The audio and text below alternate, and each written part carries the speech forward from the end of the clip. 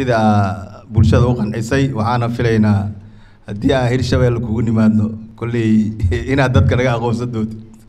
oo albaabada aan u furdoonto taa waa taas waxaan rabaa xisbiyada iyo musharax madaxweyne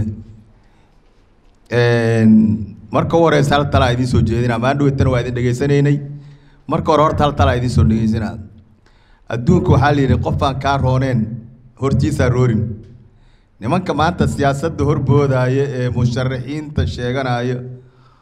oo ama maamul goboleedyada sheeganaya waa rag idinka lamida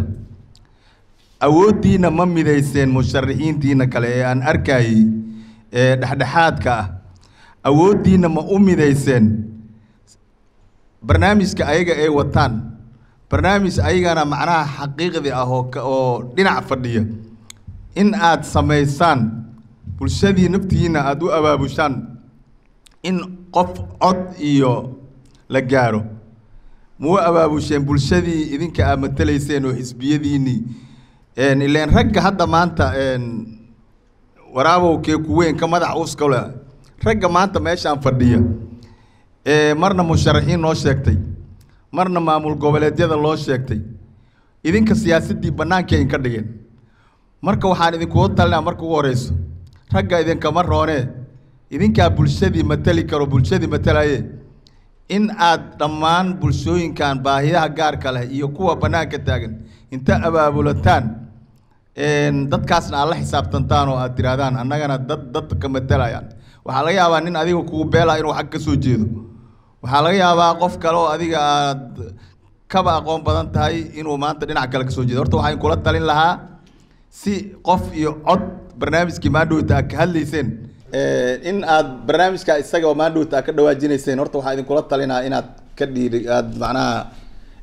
barnaamijka isaga aad ka dhaweysaan nimankaas meesha fadhiya ee maamul goboleedyada lahayd dadban iyo qaloocan qaatay inaad bulshada iyo beesha caalamka u tustiin inay yihiin dadka ugu afduubay inay yihiin 4.5 ay wax ku doonayeen mid dadban ay wax ku doonayaan horta rulkaas qaata idinka hadda kadib waa talahaan inaan idin soo jeediyo waxaan rabaa qodob ah inaan idin su'aalo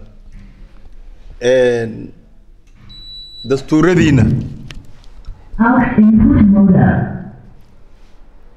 ma ka mid tahay in 4.5 oo caqabad yahay ayna jiraan dad ku dulman 4.5 ka عقيدة هان هرت إذا مو آمن سنتين إن 4.5 وإحنا اللي قد المية ضد صوماليات أو كل من أجيران عقيدة دي ما كمتها وأنا كبح وما سنتين